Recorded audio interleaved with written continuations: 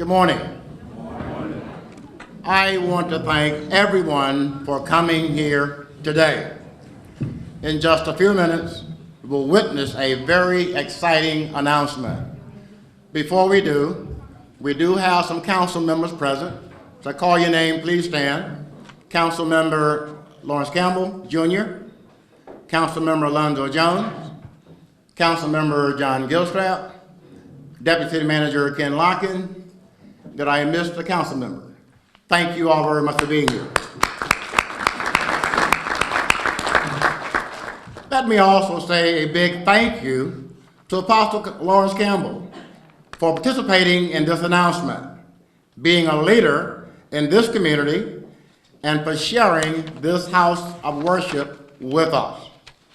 Also, we'd like to express our appreciation to you, sir, for hosting a Community and Law Enforcement Day on August 29th of this year, right here at Bible Way. It was a very successful event. We thank you for that, sir. We know that our nation is experiencing some very difficult times. These times call for real and effective leadership. There's a national conversation that began in recent times as it relates to relationships between law enforcement and communities. The city of Danville is a welcoming city where each person is valued. Decency and respect for everyone, regardless of gender or ethnicity, are the guiding principles for everything we do. It is our commitment to build upon these principles. Mr. Attorney General, I am so proud to say that you, Danville Police Chief Philip Broadfoot, and other regional law enforcement personnel were years ahead of this national conversation, not just in words, but in action. For example, here in Danville, Chief Broadfoot initiated body-worn cameras for his law enforcement personnel, all of them, a full 4 years ago before this national conversation began. Chief Broadfoot, for this, we say thank you.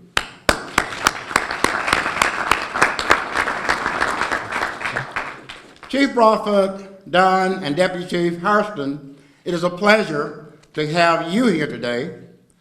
Folks, these are some of the finest law enforcement officers in the country.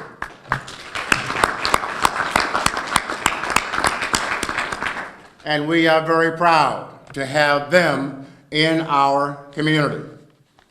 Mr. Attorney General, thank you for all you have done for Danville and our region. You have spent much time in our city and this region, meeting with citizens to hear their concerns and to develop effective ways to address such concerns. In fact, you are here so often, I am thinking about asking you to buy a home here in Danville. You, sir, have ignited and elevated some very positive community initiatives that have received notice and are being emulated across this country. It is such an honor to have you here today.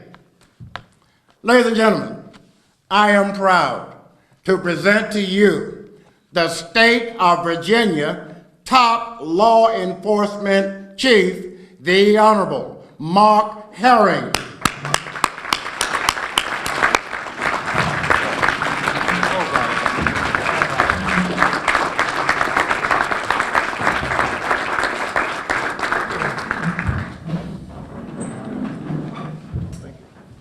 Good morning. Morning. It is great to be back here in Danville. And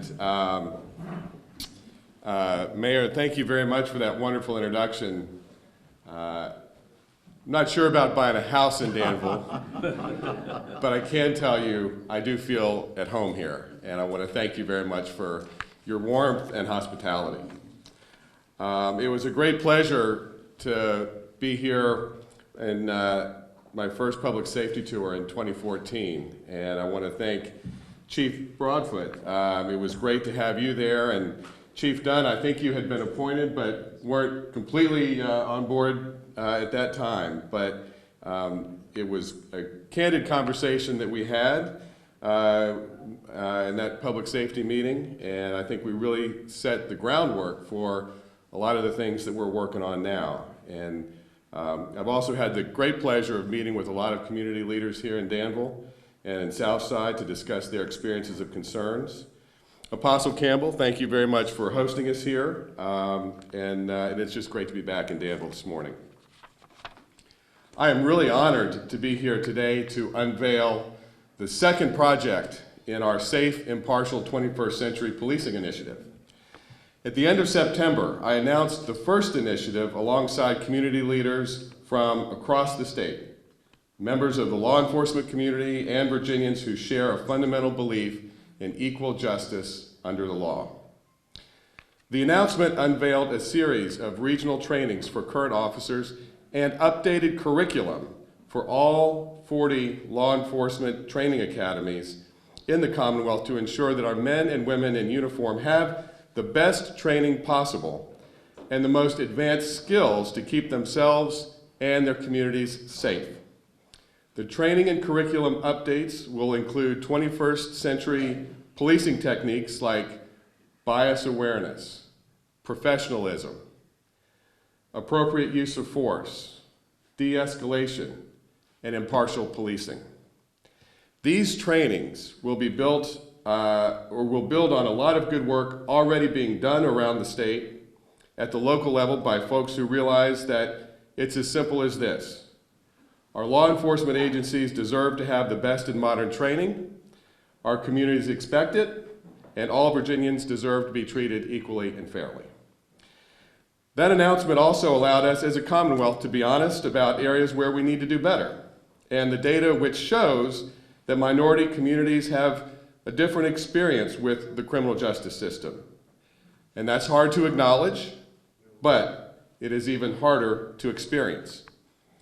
Here in Virginia, we all share the common goal of ensuring that police can safely and effectively protect our communities while guaranteeing that everyone is treated fairly and equally. Those two goals are not in conflict, and in fact, they are inextricably linked, and we have to get them both right if we're going to have the safe, successful communities we all want. This is no clearer than here in Southside, where Danville and Martinsville police departments routinely meet with members of the community through community events, public forums, and conversations. And it's also the reason why we're here today. Chiefs Dunn and Broadfoot have had many discussions with members of the community, and collectively, they identified an area in which the community and police force can work together to improve. To be successful, police forces must be a creation and a reflection of the communities they serve. They must be seen as an integral part of the community, guardians who step forward from the community itself to keep their families, friends, and neighbors safe. The folks in this room share those values, and I am pleased to announce that my office will be launching an initiative to help police departments recruit diverse local workforces that reflect the communities they serve.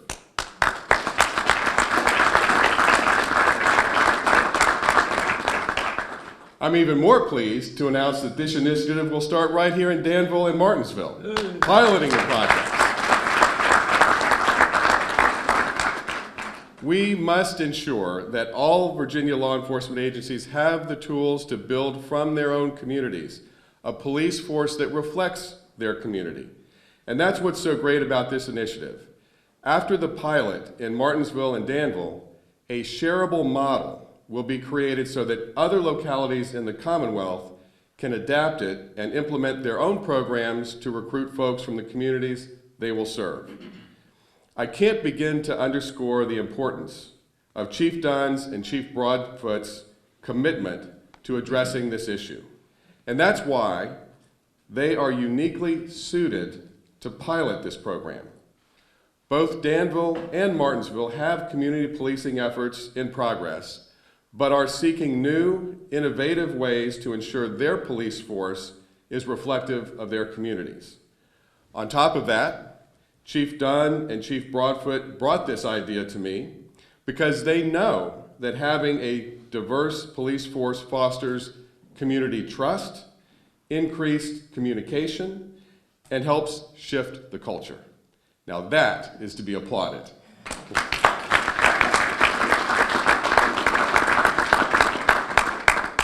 We need young people from all backgrounds to dream of becoming law enforcement officers when they grow up. This, I admit, will take time. But having a diverse police force is a critical step in that direction. And we're working on that right now, here, today. Danville's population is 49% African American, with 19 African American officers out of 128, with African Americans making up 20% of the officers in command posts. Martinsville has a 45% African American population with 4 African American officers out of 51, including 1 in command staff. The statistics reveal a gap, but they do not reveal a lack of effort. Chief Dunn and Chief Broadfoot have been working with public schools, community colleges, churches, and community organizations to try to recruit qualified, diverse candidates. But ultimately, they recognize that they must dig deeper into the culture, beliefs, and experiences of their communities to find the right strategies. This program will help evaluate barriers to recruitment and sentiments toward law enforcement with a survey of community members. It will start to get to the core of the issue and develop solutions to start implementing change. Finally, as I stated before, the best part is that this will be turned into a shareable model so that other localities can create their own recruitment programs. Now, we've been talking about working together. So while I'm here and have everyone's ear, I'd like to encourage each one of you here to talk to at least one person who's not here about initiating community change and about the work your city and your chiefs are trying to do.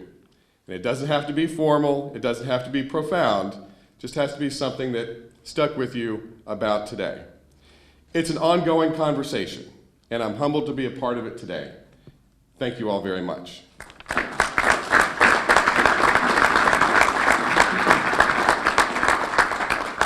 And now I'd like to turn it over to Chief Dunn.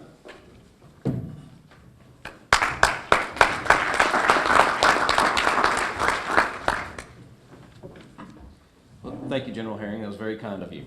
Wow, the crowd here is very impressive. Thank you all very much for being here. I didn't expect this many folks to be here, so it's very, very kind of you to take the time to join us today. The Martinsville Police Department has been actively pursuing our desire to recruit talented, civic-minded minority and women officers. As with police departments across this great nation, this is challenging, and prior recruiting efforts have not always produced the diverse, highly qualified applicant pools that we desire. Our goal is to be more reflective of the community we serve.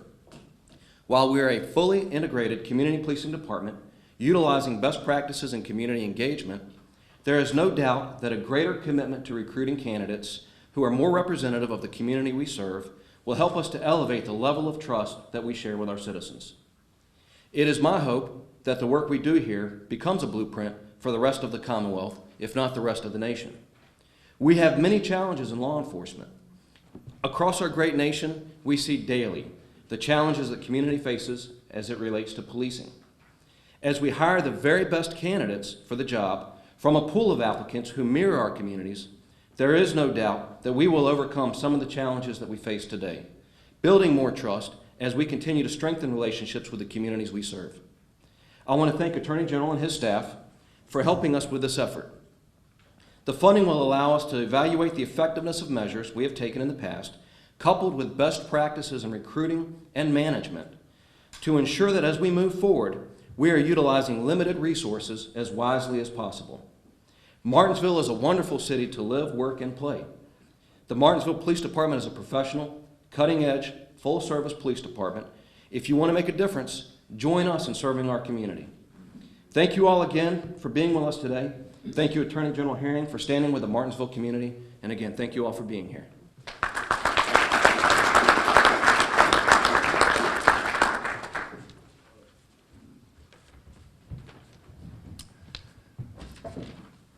Good morning. I am Chief Philip Broadfoot, the Danville Police Department. Attorney General Herring, Mayor Saunders, Bishop Campbell, and guests, excited to be here today, and I thank you all for being here also. The Danville Police Department is committed to implementing the recommendations outlined in the President's Task Force on 21st Century Policing. Recommendation number 1.8 of that initiative states this: law enforcement agencies should strive to create a workforce that contains a broad range of diversity, including race, gender, language, life experience, and cultural background, to improve understanding and effectiveness in dealing with all communities. Thanks to the Office of Attorney General Mark Herring, we are able to take another step towards implementing that recommendation. The minority hiring assistance that comes with this initiative will allow the Martinsville and Danville Police Departments and other departments throughout the Commonwealth to better understand the issues and overcome the barriers to our common goal of increased minority representation in our police agencies. Increased minority representation in a police agency is not only good for the community, it's good for the agency also. Diversity allows the police agency to grow out of its insularity, to understand issues, to respond more appropriately, and to build trust in the community. Thank you, Attorney General Herring, for focusing on Southside Virginia and bringing the expertise and guidance and funding to make this happen. We are anxious to get started and to report back to you on the results. Thank you.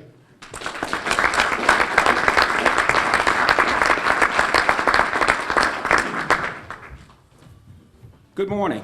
Morning. I'm Deputy Chief Dean Harrison with Danville Police Department. I'd like to start by saying it's good to have the Attorney General here today without any indictments.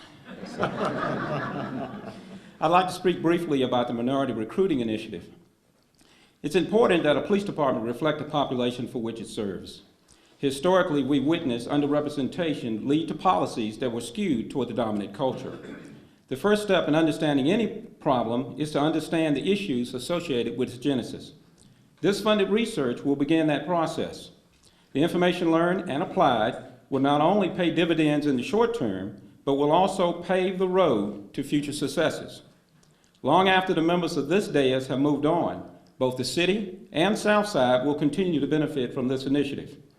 I'd like to take this opportunity to thank Apostle Campbell for his hospitality and for his lifelong dedication to community service, and also Attorney General Herring for his leadership in bringing this and other initiatives to Southside. Thank you.